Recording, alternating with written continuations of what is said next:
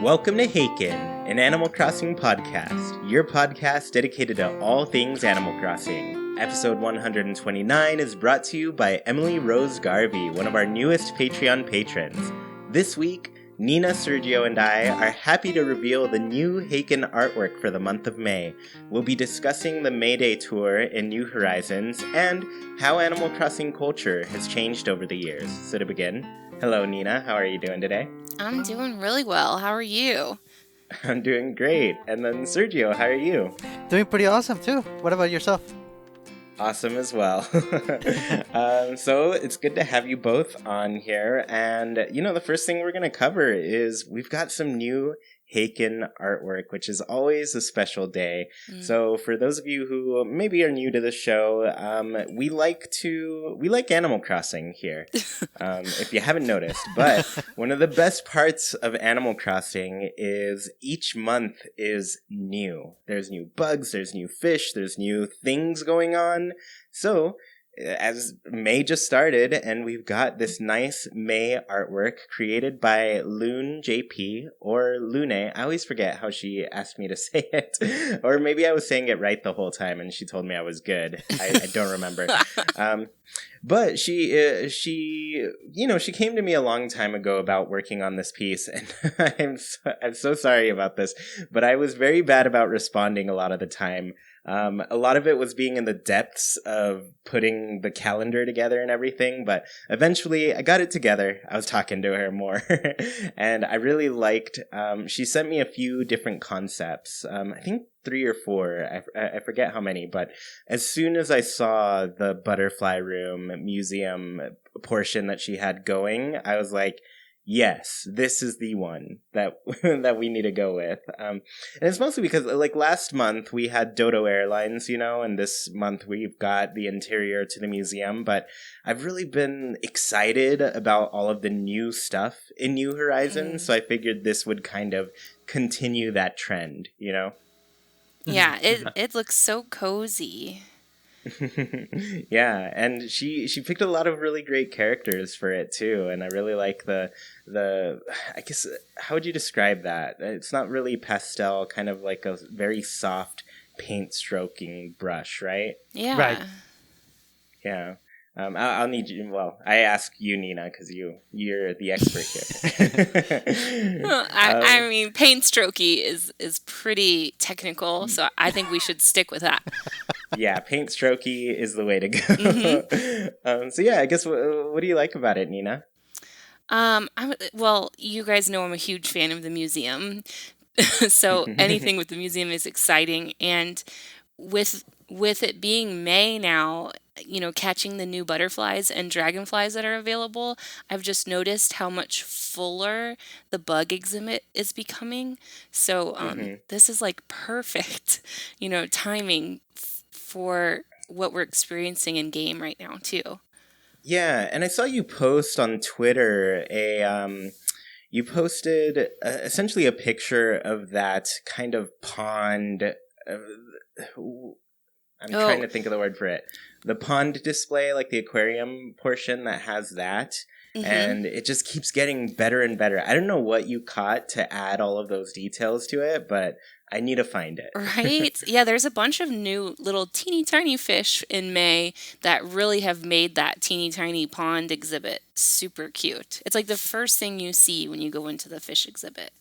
Yeah, I'm honestly jealous of all of the things in the museum because I'm like, I wish I could display things like this in my house. That would be awesome.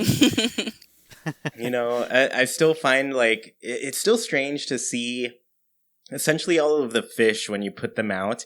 They're still in tanks that just feel too small for them, so it feels cruel to kind of display them the way they are, Yeah, and I feel like it'd be cool if there were more like the goldfish who have a special tank. Oh, yeah, that's true. And I think a lot of the goldfish kind of show up in that. There's this new one, the Ranchu goldfish, that kind of shows up in that same little, kind of like a nice ceramic bowl, Yeah, I really like that. Sergio, I wanted to get your thoughts on the piece. Oh, it's very nice. Like the first thing that jumps at me is the shading, how it is. It's not like hard-looking shadows, but they're very soft. They are very effective. I I this piece is this legal? This is too good. This is really good. I love it.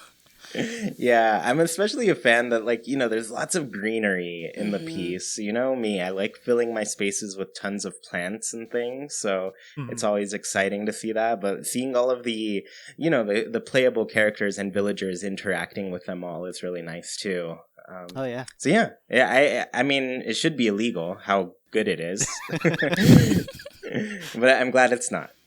Um, but I guess before we get too far, I did want to tell you all you can follow the artist Loonejp on Instagram. They're under ronronscelestes, and I'll have a link in the description as always, so you can always go and check them out and see all of the cool artwork that they're making.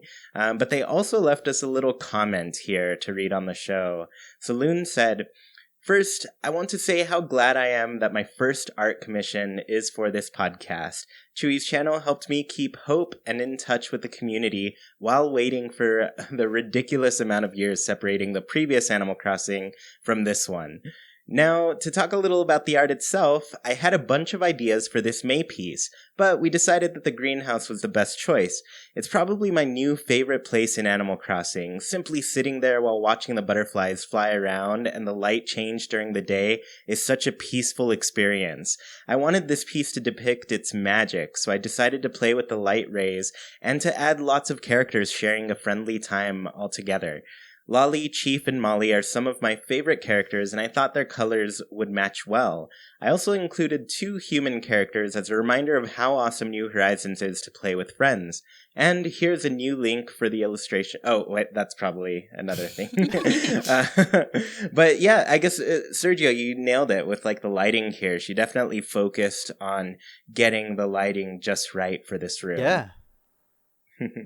Yeah, well, it's really awesome. Like I said, every single month we get some new artwork. I'm actually searching for new artists for next month as well. So if you're interested, reach out to me either on Twitter, Discord, wherever.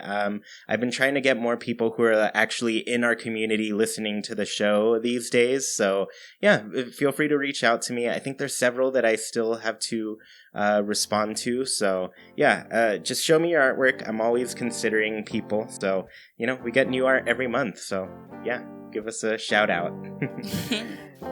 Okay, so let's get into the show and start talking about things. We just had May Day, which is kind of still going on. It'll still be going on the day this episode comes out, so you haven't missed out on anything.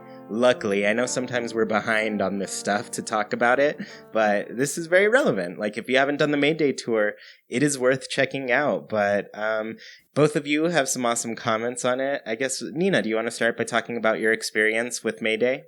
Yeah. It took me 2 times to get through the maze. And I had watched some, like halfway watched some videos about what it was because I love spoilers.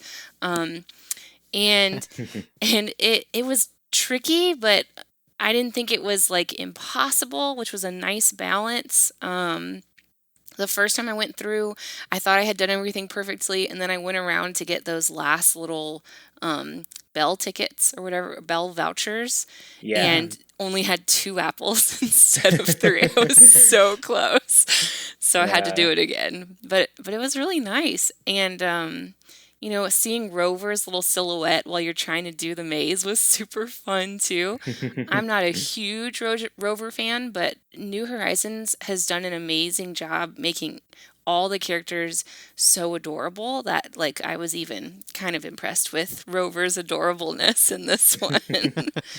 Yeah, honestly, like every single character in this game, I'm just like, why do you all look so good? They It's look just, so good. I still feel kind of bad. Well, I'll mention this a little bit later too, but just like hearing people say like they've got all these different favorites and stuff, and I'm just like, yeah, but don't like miss out on the ones that you have and everything Hmm. because they're great. They're great villagers, and everybody's got a favorite and everything, and one of your new villagers here could become one of your favorites. So Oh, who's to tell, yeah.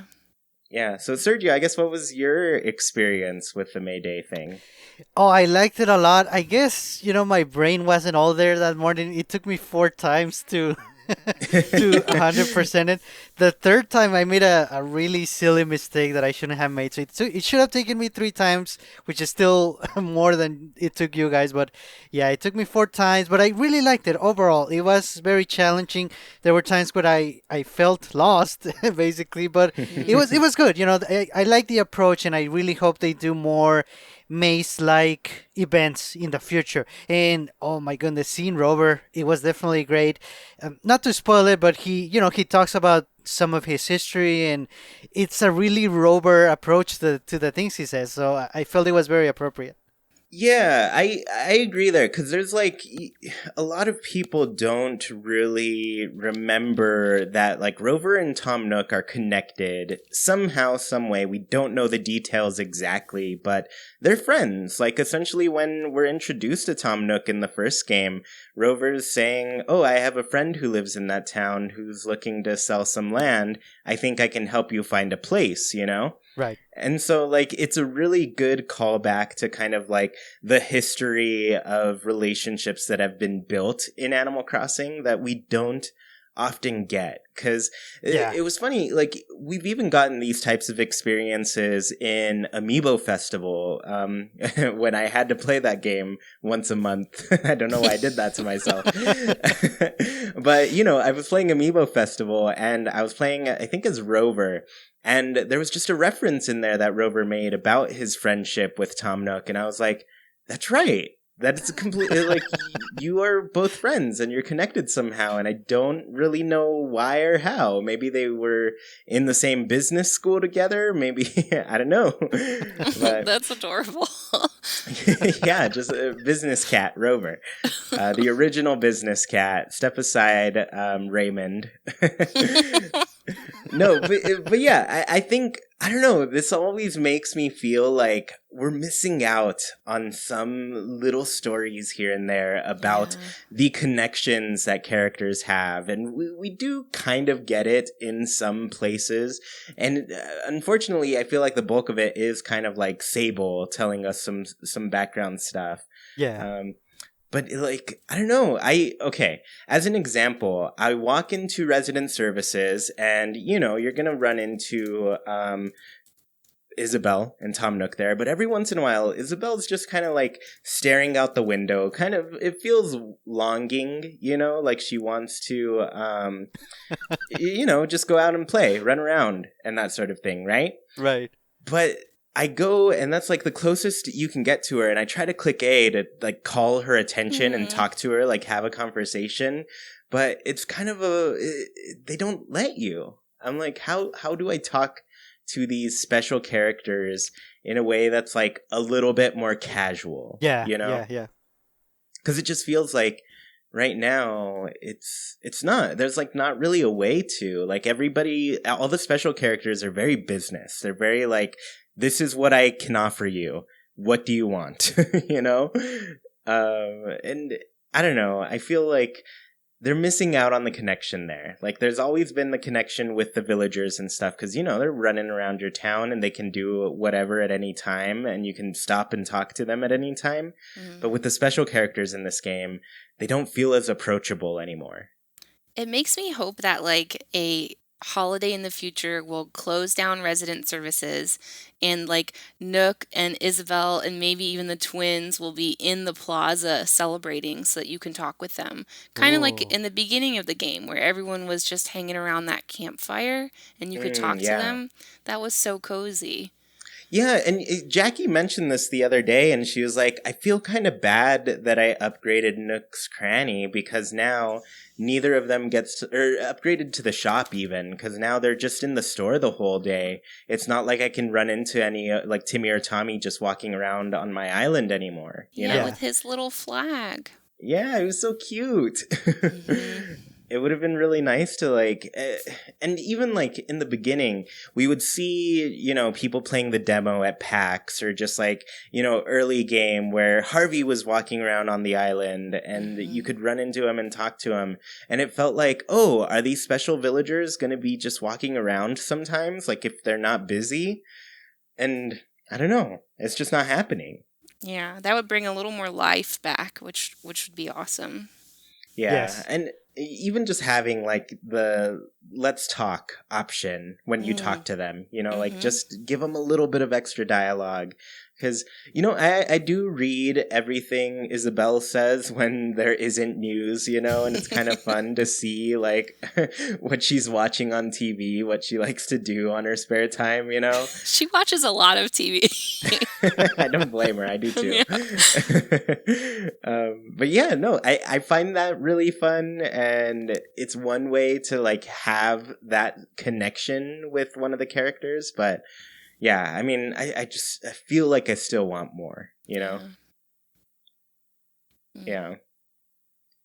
So I guess I should say my thoughts on the Mayday tour, right?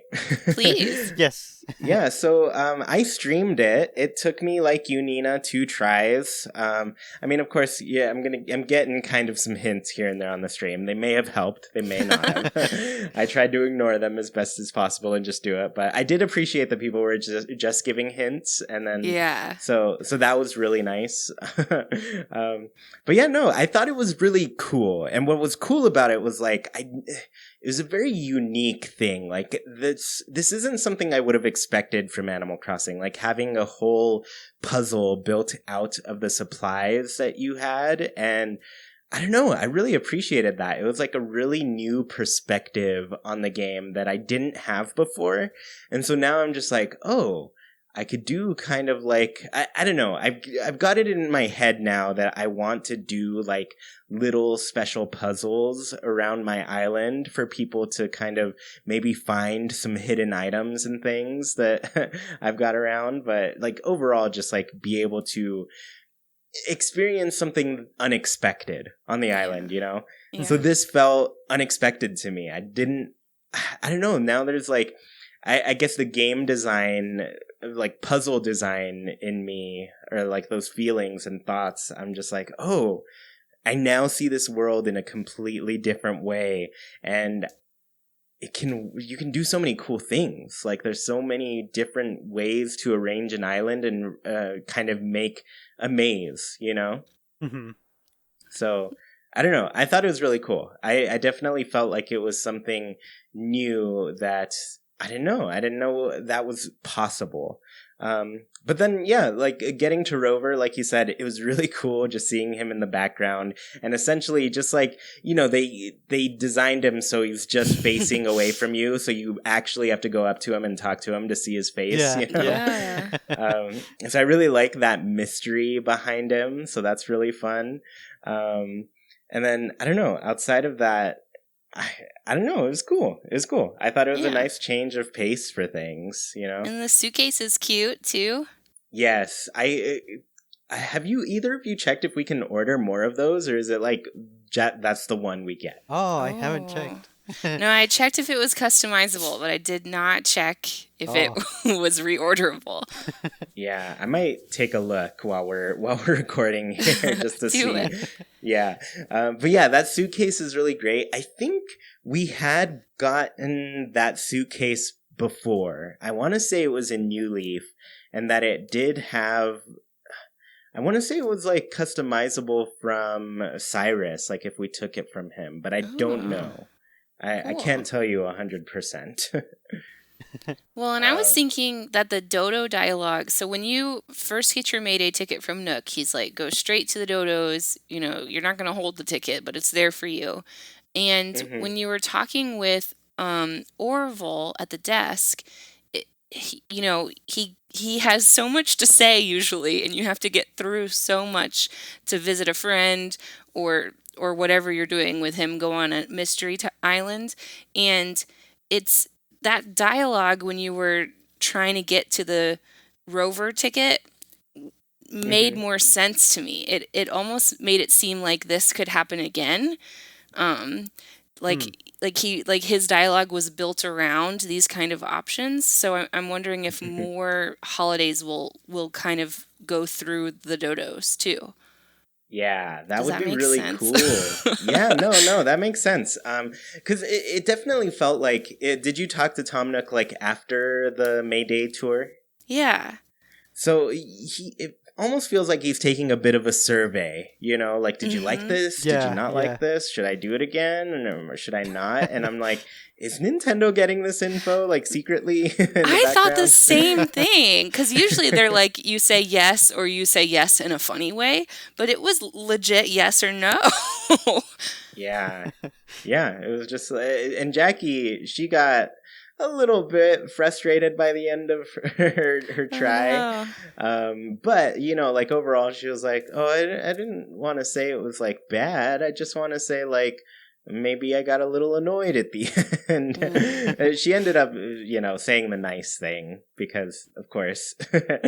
But yeah, I kind of want to know if people said this was not great, and I want to see what like Tom Nook's dialogue was that. Maybe I'll just have to make a second character, and they'll just be Evil Chewy.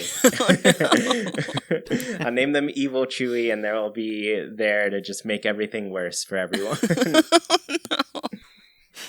Before we get too far, though, I'm looking at the Rover's briefcase right now. Mm-hmm. You cannot order another Oh. one. It's one and done. So make 7 more characters. Go get 7 of these total. You'll appreciate it.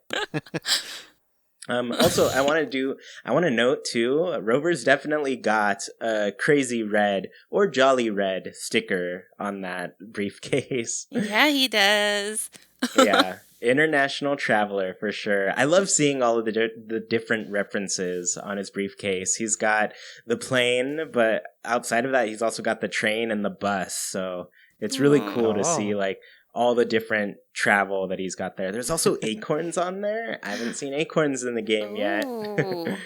So I'm sure people have if they're in the southern hemisphere. It's probably a thing, but who knows?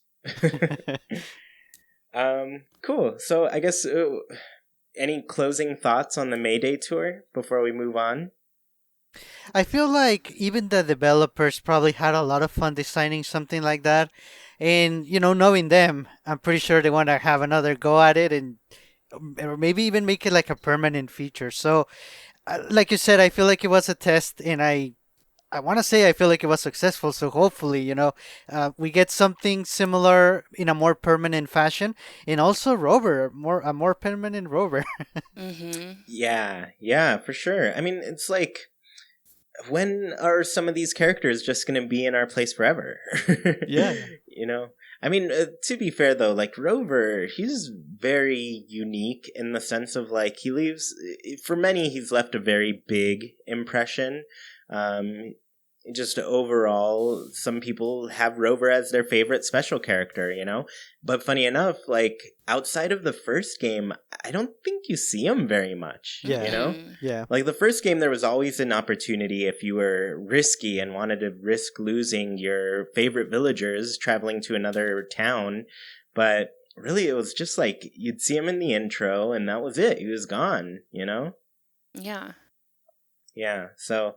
Yeah, I mean, I would love to see Rover some more too. Maybe, I always go back to the GameCube version. When you're traveling to another place, there's that moment where you get back on the train and you run back into Rover and talk to him a little bit, or you run into Blanca and draw on her face, you just have something to do while you're traveling there, but it'd be fun.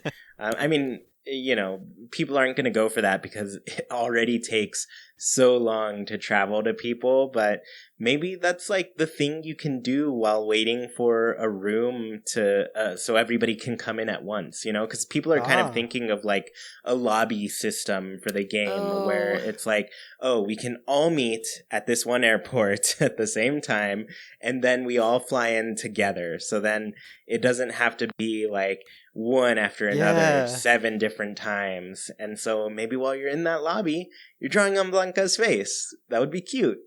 That would be super cute. could be like a Rover Pac-Man maze game. Yeah. Yeah, just playing little games while you're waiting, I think is some games do that, and it's pretty brilliant. I always think of like when I was playing Smash a lot. There's at least Smash for 3DS/Wii U. There was a room that you'd go in that's like kind of a practice room while everybody picked their characters and essentially waited for the battle to start. Mm-hmm. So I don't know. I like when extra little things are put in a game with that. Which reminds me, I don't know if you all remember, but do you remember when Pocket Camp first came out? There was a loading screen at the very beginning, and it was, you were like driving a little camper and you'd tap to jump, Yes. and collect coins. Why have they never done that again? It was just the one. And they stopped doing it twice. They stopped doing it loading, but then it came back like just when you were doing a system update or whatever. Yes. And then it went away forever. They're killing me with these things. These cute little touches to make even the loading screen more interesting. Just bring it back. Yeah. I would love to see it. Okay. Well, cool. May Day, overall, did you think it was fun, Nina?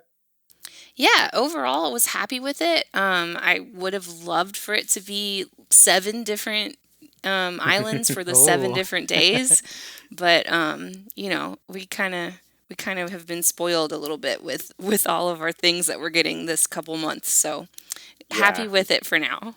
Yeah, I mean, Museum Day is just around the corner. I think we're only a couple weeks away at this point, so it's coming up. Yeah. And Sergio, did you have fun with this? Yes, definitely, and I'm looking forward to see how it comes back. I'm pretty sure it will in some form. Yeah, I mean, it's just a matter of time before we see Wendell getting lost in one of these, and it's probably going to be like, bring him as much fruit as possible, or as much food, because, Wendell's a hungry walrus. He's got to eat. I can relate to that. Definitely. I can too.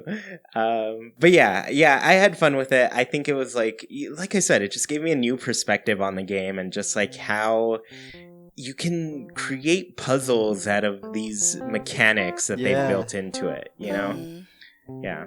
Okay, so let's go ahead and move on to our next topic, and this is on Animal Crossing culture. So, all of us, we've been fans of the games for a very long time, so we've played a lot of them.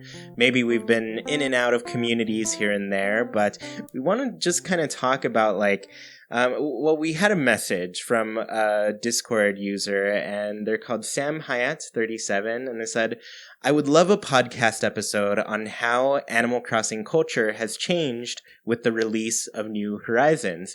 Hearing phrases like, I'm behind, and people feeling like they need a beautiful manufactured town is pretty new. So, yeah, I wanted to kind of bounce off of this idea and just kind of talk about the culture of Animal Crossing and just, what the communities are feeling, especially online. And we're in a very unique situation where since Animal Crossing has come out, I've been in quarantine. I literally started this quarantine the day the game came out. And so I feel like, Nina, you probably started a little bit before, right? It was a whole week before, and it was the longest week of my life. That's terrible.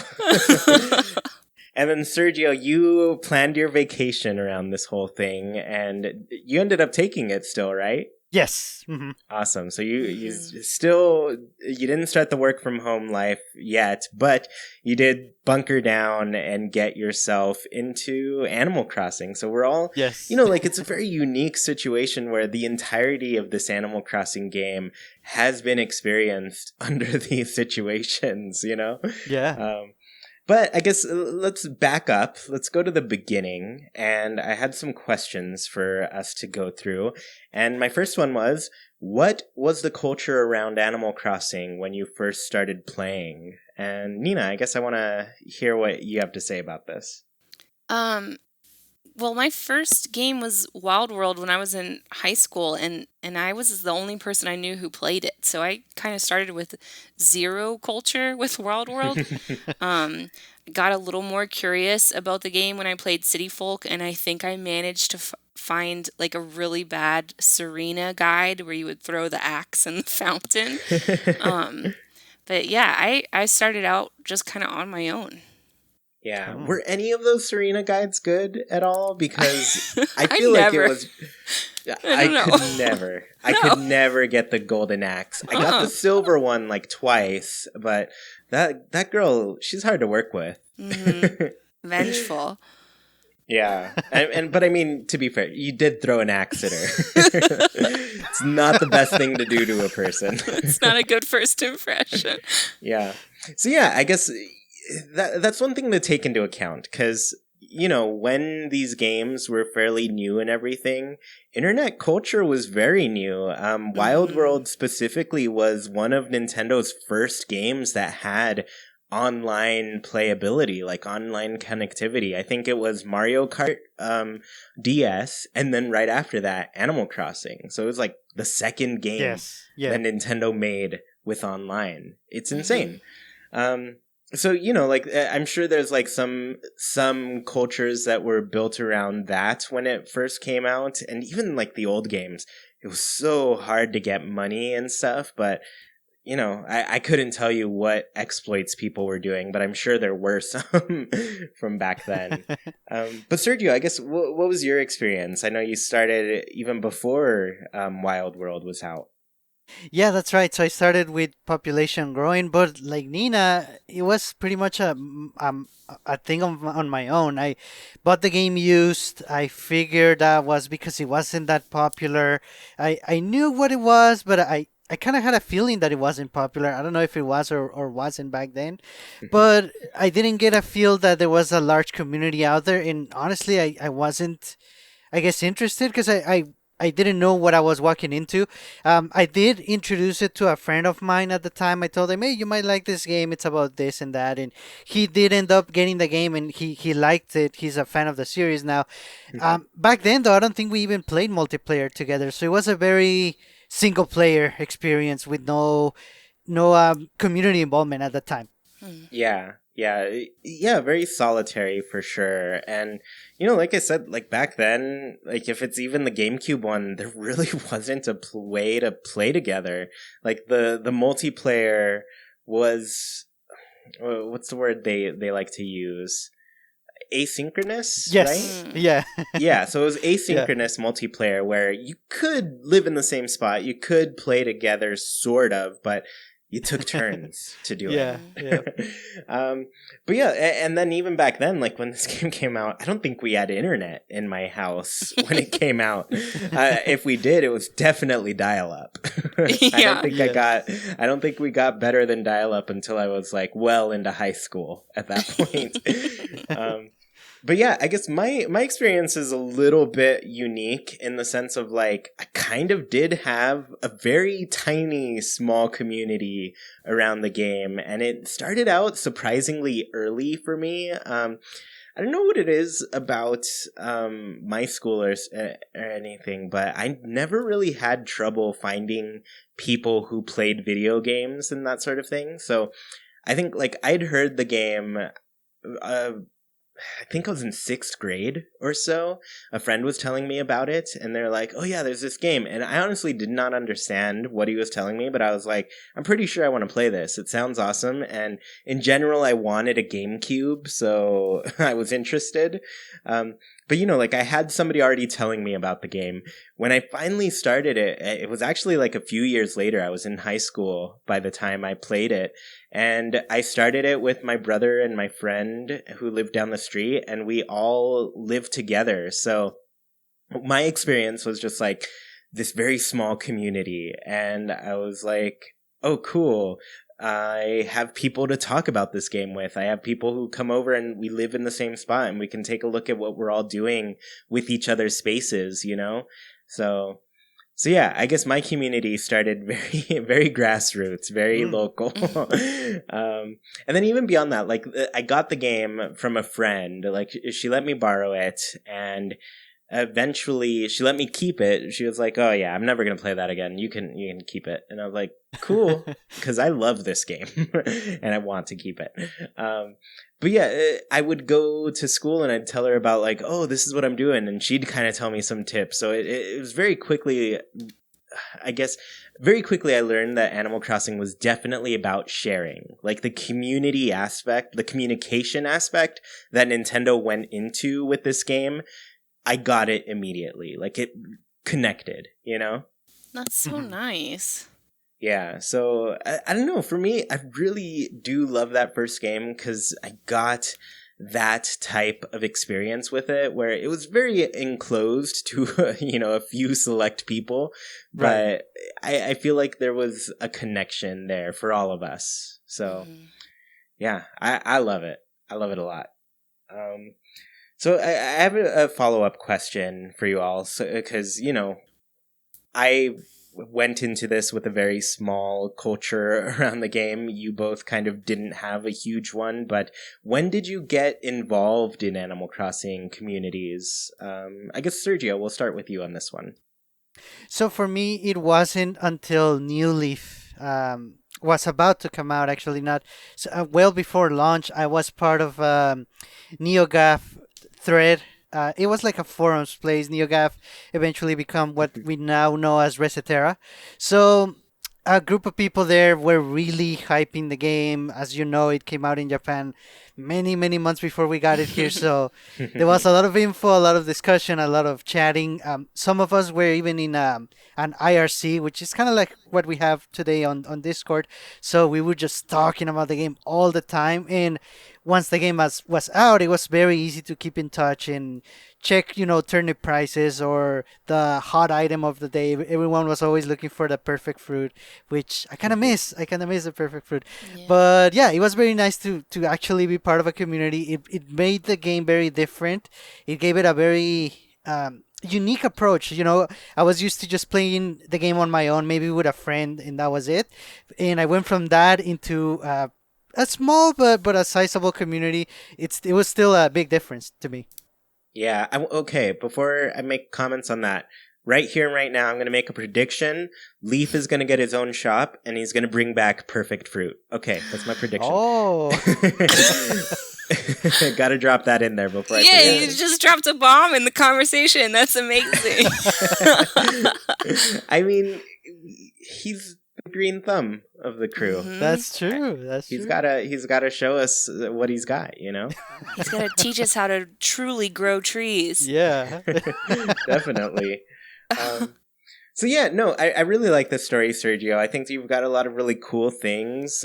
Definitely some relatable things, because I feel like once New Leaf came out, I mean, I was well into college at that point. The internet became very normal for a lot of people, a lot more so than it was when Wild World came out for many others, I mean, it was definitely around, but not as like prevalent as it is at that point, And so, it's really cool to be able to like quickly find all of these people who are so excited about the game and then share their information with you, like trading turnip prices. That's the way to do it, Yeah.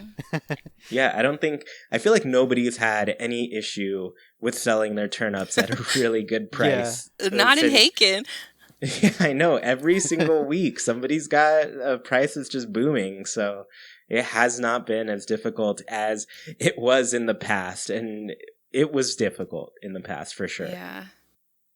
So Nina, I guess what kind of brought you into an Animal Crossing community? So, same kind of thing when New Leaf was out in Japan and we were still waiting on it. I got really involved in the Tumblr community, and I ordered those huge Japanese guides and uploaded tons of pictures, which I still see pictures that I posted circulating today. I actually saw one of mine on Twitter yesterday, which cracked me up. And so that was so much fun. And I would make, once the game did come out, I would make QR codes, and I did the 100-day countdown with the Chewy that I didn't know back then. Oh, and before it came out, I watched the Linen Co.'s playthroughs. They were translating like day by day, and man, I probably watched those like 5 times in a row or more. It was so much fun. So, New Leaf definitely kind of exploded that Animal Crossing community feel.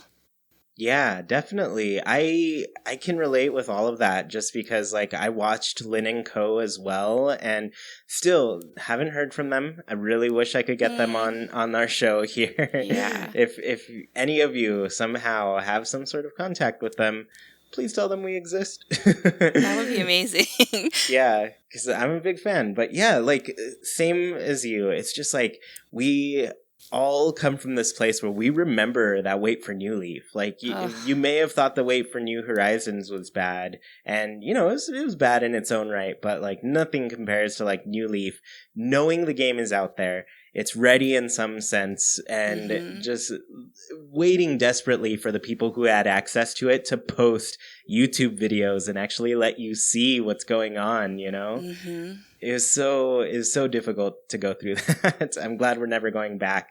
Pretty much like as soon as Nintendo announced that the Switch was not going to be region locked, I was like, this is good. This means that they actually have to put every single new Switch game out at the same time. Well, at least from Nintendo, you know, like any game that they're going to publish that's a brand new game for the Switch, it's going to be out at the same time across the globe. So that's one really huge benefit there. The other, you'll see that not happen the same with specifically games like the ports. Like I think Hyrule Warriors came out like maybe a month before it did here, like in Japan. So there are some discrepancies that Nintendo's going to pull still, but overall, like if it's a brand new Nintendo Switch game from Nintendo, we can count on it being on time everywhere. So yeah. Or, you know, in this case, delayed, but on time on this delay. Yeah. But yeah, no, like funny enough, for a lot of people may not know this, but I made a countdown very similar to yours, Nina, but years ago. It was a 100-day countdown for New Leaf, and it's funny that you'd mentioned it, and I was like, you know, you mentioned it and you put it in the sense of like, oh, it was this like drawing countdown. And it's like, oh, I remember making a countdown. It wasn't drawing though, so probably not mine. And then you shared it and you're like, is this your Haken? As if there was going to be another Haken out there. There actually is. There's like some metal band. I don't know. I haven't heard them, but they're really into Animal Crossing. I hope so. Maybe we should interview them one day. I'll ask. I'll reach out. But yeah, no, like we brushed, our lives had crossed at some point long before this whole show came. So similarly to you, like I mostly got involved on Tumblr. I was following a lot of like Tumblr blogs. I was following a lot of people who were like making Animal Crossing content on YouTube just because I was like, well, I want to see something, you know, I want something cool to happen. So that's kind of how I got into it. And eventually, like a friend of mine showed me Beltree forums, and you know, I avoided it for a long time because I was like, this is kind of confusing. I don't understand how these forum things work. I barely learned how to use Reddit maybe like a year ago. So so yeah, like some of those things were like very hard for me to grasp for some reason. But eventually I got it and I was like, oh, okay. I understand how to interact now. And, you know, you start meeting people here and there and spending some time in different places. But yeah, I think for New Leaf, I had the same type of experience that was unique where I got the opportunity to kind of introduce a lot of people to the game. And so pretty much all of my friends in college, we all had 3DSs, and I was like, we got to get this game. You all got to play with me. And they did. I was really happy that they did. I mean, they really didn't need to, but they did for me. And, you know, lucky enough, a lot of them really liked it. They had liked their experience with it. For some, you know, it was the only experience they really needed with Animal Crossing to be satisfied, and I get that they're very different gamers than I am, and so but like knowing that they enjoyed that, even like in our small friend group where we could all play together, go to each other's islands, play the mini games together, it was fun. It was a fun way to do it, but eventually. I think what really solidified me into Animal Crossing communities was moving out of my home. Like I moved away. I finally left the nest. I was gone. I didn't live with my parents anymore, and I moved from the same state that all my friends were in. So I lived in a different state from there, and that's when I just started hanging out online a little bit more and finding people. So yeah, I think that's what got me more connected to people. Gosh, that's so interesting, because isn't that what the original creator had in mind when he was trying to make a game? He wanted it to evoke the feeling of moving to a new town. Yeah, no, yeah, you're totally right. And I did not make that connection at all. But yeah, no, I guess I share that experience where I was like, oh, I'm kind of far away from all the people I know and love, like all my friends and family. But do I have to be as far as I am? Not really. So, yeah. Cool. So, yeah. No, thanks for that connection. That's really cool. Okay. So I have some follow-up questions. So now, we've spent our years with New Leaf. We've spent a month with New Horizons now, but I do want to get to this ultimate question that we got from Sam Hyatt. 37. And it was basically like, how do you feel the culture has changed with New Horizons? Have you noticed anything different? Have you noticed anything maybe the same still? Nina, do you want to start? Sure. Yeah. I mean, I think that the feeling of this game definitely is different. So many people are home and have time to play it, so it's reached that wider audience, which has kind of changed the perspective. But it also is feeling more like a competition now. I see people like racing towards new goals, or time traveling to stay ahead and get to, either bugs and fish or events faster, which is totally a viable way to play the game. But when it's making the other people feel like they're behind, I guess because we're all so connected, it has changed everybody's perspectives a little bit. And I think the thing that has really kind of amplified this feeling is that Nintendo seems to be hell-bent on changing the way we play to how they want us to play. So, like most recently, they nerfed the peacock butterflies and the tarantulas. They reduced the interest rates at Nook Banking. So it's like they're trying their hardest to be like, no, you guys are doing this wrong. Let us help you, because that's not correct. Which, when it's such an open world game, really you should be playing it however you want to play it. Yeah, you make some good points here, because it's like, it's very strange the direction that they're going or wanting to push people toward, because, the stuff that they essentially nerfed was stuff that was very...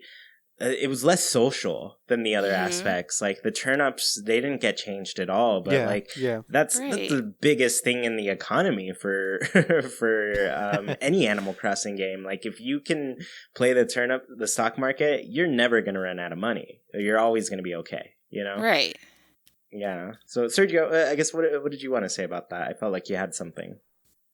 No, it's true. And like we said, I feel like it's a lot easier to be involved in the community, not only because of the circumstances, but because, of the way technology has advanced. Pretty much everyone has access to our Discord and in Haken and even other social media. Like I know Twitter is really big on Animal Crossing right now. And, in the more communities you're involved with or social media, it's like you have different aspects of this community. Some are better than others, some are more welcoming. I feel like Haken is really good. Twitter also, I know there have been instances when I expected a lot of spoilers, mostly on Twitter, but I feel like people have been really good at it. I know myself, sometimes you get this really nice experience and you think, oh, I want people to see this, I want people to know, and you want to share it, but then you think, nah, it's probably probably a spoiler. In for the most part, it is. So I feel like most people have been really good at that. Yeah. Yeah, and I really wonder if it's just like a kind of a mix of like everybody's got such a unique thing going on with their island that it doesn't feel like a spoiler because it's like you're doing things much differently, you know? Mm-hmm. Yeah. Yeah, so it seems like weird to kind of look at it as a spoiler at this point to me, mostly because I'm just like I've seen my island compared to some of the others, and mine is pretty foresty. I've gone a very different direction than many other people have, so yeah. Which I think is totally what's cool about the game is that you can do that. And I'm hearing a lot of people feel like they don't need to go off in different directions like that. They want their perfect terraformed island that looks just like this other person's perfect terraformed island. And it's like we need to change that thinking a little bit. Yeah, for sure. It's like you don't have to do all of the same things to be like Animal Crossing is directionless for the most part. There's Yeah. not I mean, this one definitely stands out because it gives you the most direction in the beginning when Mm-hmm. you're starting out and building out your island, but beyond that, there's really like nothing to really guide you or tell you what to do, and I think that's the best part about it. Like you can just do whatever you want. It doesn't have to be anything specific compared to like what other players are doing. Like Mm-hmm. I think it's still great that you can like find essentially like inspiration with other people, but I don't know. I think it just kind of damages your experience if you what's the word?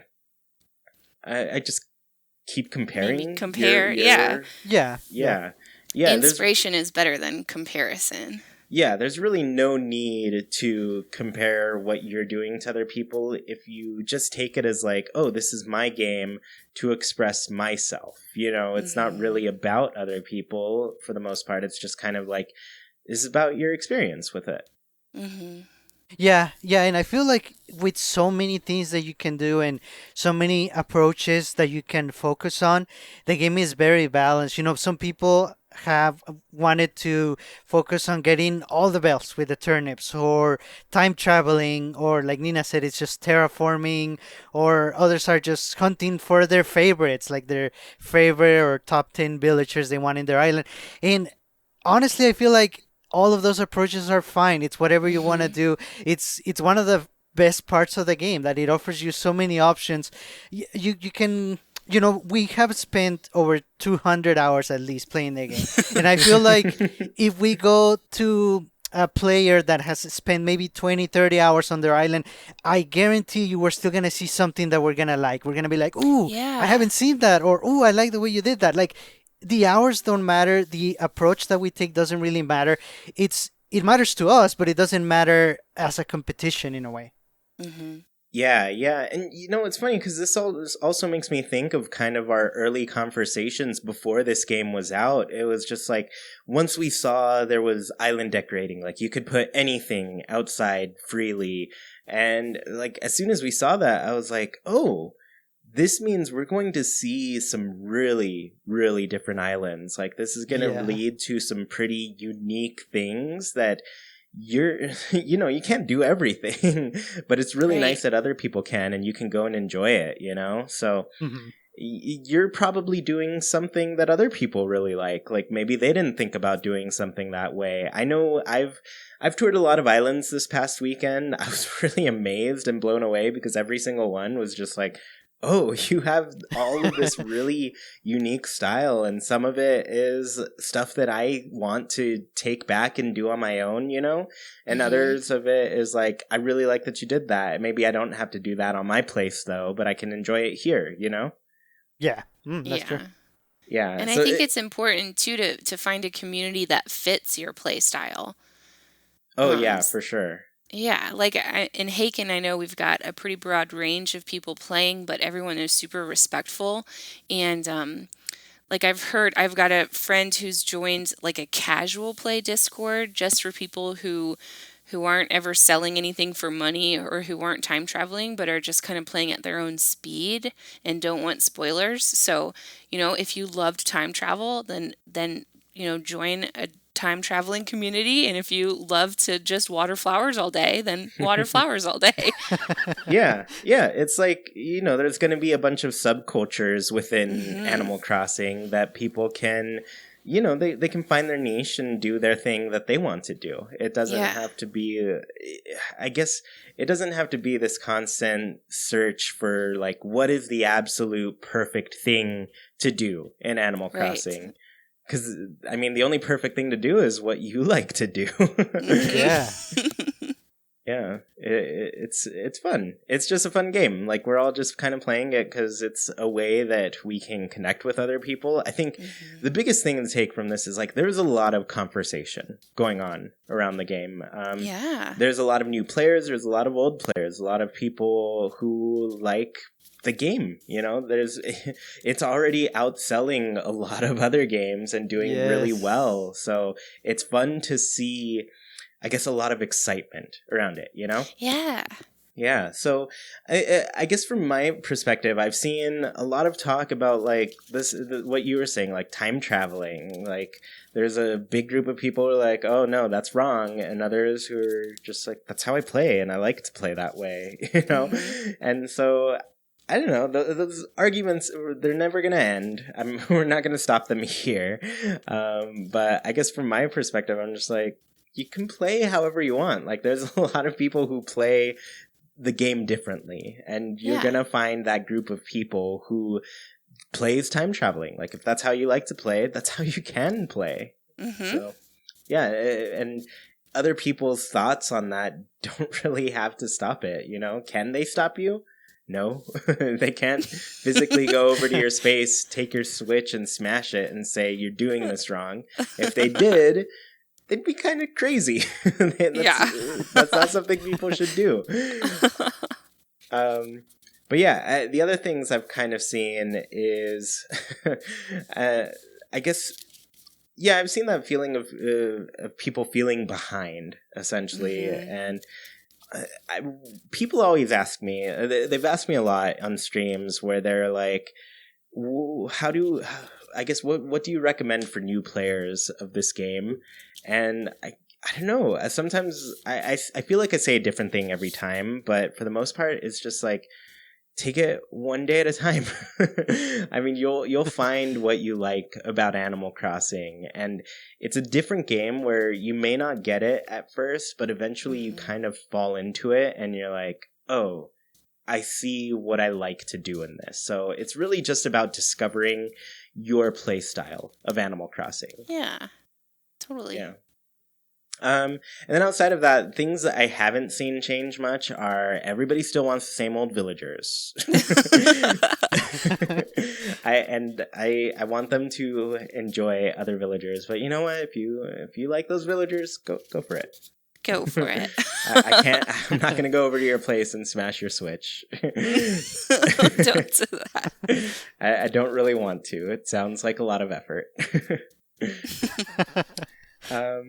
Cool. Well, I guess, do you either of you have anything else to say about all of this? I guess if anything, it's very nice to be part of the Haken community, and even though it's been over a month, I feel like we're just getting started. We recently got news that, the game is gonna keep giving us surprises for 2 to 3 years, so we're definitely in for the long haul, and it's gonna be so exciting. Yeah, this is only the beginning of the game. It's a game that I like to say should last at minimum 12 years, mostly because typically every New Year's you get one of the new Chinese zodiac items. Oh, yeah. So there's 12 of them, so you got to play all 12 years to get them all, you know? So it's a game that lasts a long time. Technically, New Leaf, we should still be playing it because it hasn't been out for 12 years yet. Yes. But, eventually things kind of run their course. You kind of feel complete at a point. So there's times to move on. But like I said, like Sergio said, this is the beginning of the game. It's been a month. We're into the second month at this point, and there's still a lot to come for this game. especially with updates coming in the future. Yeah. All right, so let's go ahead and close out the show with Haken's Islander Corner. For those of you who don't know, every single week we go on Patreon and ask our patrons a question and read some of their answers out loud here on the show. This week's question was, what did you think of the May Day tour? And we have all gone over that, so we can just go into people's answers here. Sergio, I think we'll have you start, then Nina, then I'll read one. Okay, sounds good. So the first answer for this week is by Bill. And they said, I thought it showed some potential. I like the idea of garden mazes and minigames. However, I felt like it was a bit disappointing. Now it's time for an Animal Crossing dungeon crawler experience. Oh, that would be so good. And Bill, I am with you. I feel like you probably feel the same way too. The developers were just trying it out for the first time. So if it clicks, if they like it, and I'm pretty sure they did, yeah, we're going to get something building up on this, hopefully sooner than later. Yeah, for sure. Mm-hmm. All right, OJ Julie says, Rover has been my favorite character in the game since I was a kid, so of course I was so happy to see him on the tour. I do wish we could have done the tour once every day and maybe gotten a different item from Rover every day. Regardless, it was really fun figuring out the maze and a fun way to introduce Rover. Yeah, it is really good for people who got to see their favorite character come back. Yeah, and I mean, an item a day would have been amazing. We've already got those amazing Rover furniture from Pocket Camp. Oh, that would have been so cool. Yes, all the Rover stuff. Yes, his mugs were mug. really cute. Yes. We were thinking the same thing. Okay, so Tyler said, it was actually more challenging than I thought it would be. I had to get all the bell vouchers, and it was really nice to see our buddy Rover again. Yeah, I think it was definitely like a fun experiment for sure. I felt like there was some new things to wrap your mind around, so I can definitely see it being hard. Yeah, definitely. So Evan Hawk said, I thought it was really fun and actually quite challenging, and seeing Rover made me teary-eyed. Yes, challenging for sure. Like we said, I doubt anyone got everything on the first try, and I like that they actually did that. It wasn't a one-time only, single pass type of thing. You actually had to go back to if you really wanted to get all the bell vouchers. I thought that was a very nice touch. Yeah. I wonder if anybody got it on their first try, because I know I didn't. There's proof that I didn't. I saw on your stream, too, that you were taking all those cute pictures of Rover, and now I want to go back because I totally didn't take any pictures. Oh, no. Yeah. I don't know what I was thinking. It came to me at the last moment, and I was like, oh, yeah, I've got to take pictures with my boy. Who knows if I'll ever see him again. Yeah. Missed opportunity. Yeah, for sure. All right, Dragonflame323 says, I was highly surprised we couldn't take the shrubs home. Would have thought that they would have added just a bit more incentive to the tour itself. I did really like it as a test type thing, and it was reminiscent of those island minigames we currently don't have. Currently. Good word. Yes. Yeah, better call them out because we need those island minigames for sure. Yes. I'm surprised you're not in it. Yeah. Did anyone else actually pick up the shrubs thinking that they would go along with us? I got for sure. all of them, and then that was disappointing. Yes, I picked up as many as I could at first, and then somebody in the chat said, "Oh, you're not going to take those back with you," and I was like, "Why? I need them." Yeah, it was a real bummer. All right, so the next answer is from Quantrell, and he said, it was neither the best thing nor the worst thing ever. It was a nice little activity. It was definitely better than any event in New Leaf where Isabel gave you an item and all there was to do was take a pic at the standee. Yeah, that's very true. Like, this was definitely... I appreciated how much more interactive it was to get the item than New Leaf ever was. Yeah. And those standee things weren't any fun if you were the only one in your island. That's true. And it's not like you could just call one of your extra characters on there to be in the pictures with you either, you know? Oh, yeah. Yeah. Whereas, you could technically do that in this game, Yeah. Yeah, that's true. Yeah. So Kiwi said, I found it a bit disappointing, but at the same time, it's better than no event at all. Compared to New Leaf, there are way more events we can expect from the looks of it.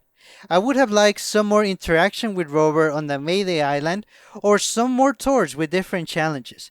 Overall, it was an okay event, nothing too exciting. Kiwi, I agree with you that I feel like this is like a throwback to how the events were in New Leaf, like it was a single time, single day type of thing. But the other ones we have seen are at least 2 weeks, or sometimes a whole month. So yeah, I'm with you. This was like a nice little extra, very quick type of event, but yeah, it was still nice. Yeah, I'm surprised we got like a very one-off event versus the other ones that we've gotten thus far. Yeah, Yeah. nice variety. Yeah. Mandy Tate says, I think I ruined it for myself by watching and listening to my usual streams while I was at work. So I saw what they did wrong before I ever started. But now I'm super excited to find ways to incorporate mazes into my designs on my second island. Oh, nice. Yeah, so she's got that same idea that you were having with, making something out of it. Yeah, for sure. It's just like such a new way to look at your islands now. And so I'm really excited to see what people come up with, because I'm sure we're going to see this kind of replicated. And, we have the opportunity to see it replicated in a larger scale. Like, what if somebody did this to their entire island? Or like if someone's crafting, they can be like, or no, even better, if they have like 600 turnip price, they can be like, yes, you can come buy turnips if you can make it to Nook's Cranny. Yeah, they'd have to drop all of their items at the gate and never come through. Figure out how to get there. Yeah, who knows if they would. It'd be really fun to see that happen. I guess, well, they wouldn't have any items on them if they came just with turnips, right? Mm-hmm. Yeah, so they'd have to, they'd be stuck. They'd have to do it. Oh my gosh. I think I put that into the world. That's not good. Yeah, we're going to start seeing everybody's island get a lot more tricky when it comes to this. Amazing. Awesome. Well, thank you all so much for tuning in to this episode of Haken, an Animal Crossing podcast. Don't want the episode to end? Well, you can keep the conversation going by Nintendo switching over to our Discord. Just follow the link in the description, and you can talk with other people who love Animal Crossing as much as you do, including Sergio, Nina, and me. Want to support the show in a bigger way and get your voice heard during the show? Visit patreon.com/ChewyPlaysNintendo. You can support our show with just $1, get special access to a secret room on Discord, join in on the Haken Islander Corner, and even read a monthly newsletter covering all things Haken and Chewy Plays. We really appreciate the support and put your money towards some great things on the show. Tuned in on YouTube, the comments are a great place to let us know your answers to the Haken Islander Corner. What did you think of the Mayday Tour? If you dig what you hear, please slide over to that review section on your platform of choice. Let people know what they're missing out on. Haken is a wild production brought to you by Chewy, Sergio, Nina, and all of our patrons. We thank you for listening, and we hope you have a great week. Goodbye, everybody. See you next time.